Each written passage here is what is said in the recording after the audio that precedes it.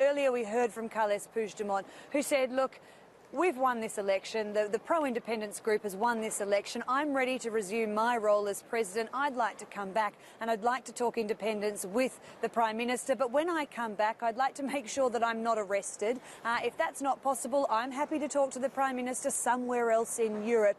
When we talk, I don't want there to be any prerequisites surrounding exactly what it is we can talk about. Let's just discuss things in good faith. Well, Mariano Rajoy has said, well, look, I'm willing to talk to whomever is the president of Catalonia, but he did say along the lines that, of course, that the laws here in Spain must be upheld, and the law at the moment is if that fugitive president comes back into the country, he'll be arrested. So Mariano Rajoy almost saying there, yes, I'll talk to the president, but no, I don't think Carles Puigdemont will be the president, because if he comes back, we're going to arrest him.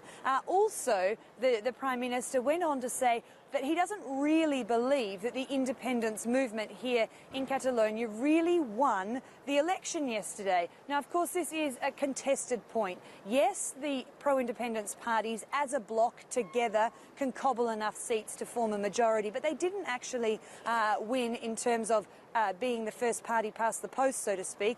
Another anti-independence party won that particular vote, but they don't have enough votes on their own to create a parliament. Also, it looks as though the pro-independence parties, when you add them all together, didn't quite get 50% of the popular vote either. So Mariano Rajoy, the Spanish Prime Minister, he's hanging on to that fact, trying to water down perhaps the mandate those pro-independence parties think they received in the election. Interesting stuff, a very narrow majority that actually, depending on which numbers you look at, doesn't necessarily add up. What happens now, though, in terms of forming a government and in terms of the independence movement?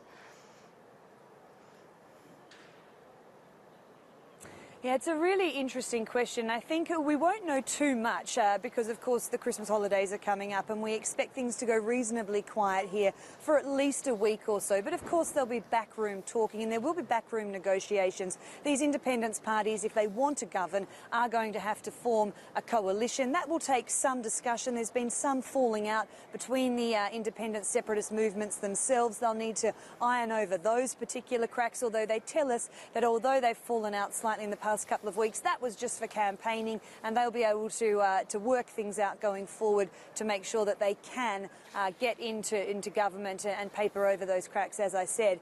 But also we have to work out what happens to the independence movement. It's claiming, of course, that it has a mandate now to go ahead, although we're not seeing the hard rhetoric. We're not seeing them saying they'll come into power again and they'll declare independence. More soft approach this time, where they're saying we'd like to have some sort of negotiations with Madrid, but by no means is the independence movement over or dead, which is kind of what Madrid was hoping this election would result in. Well, you don't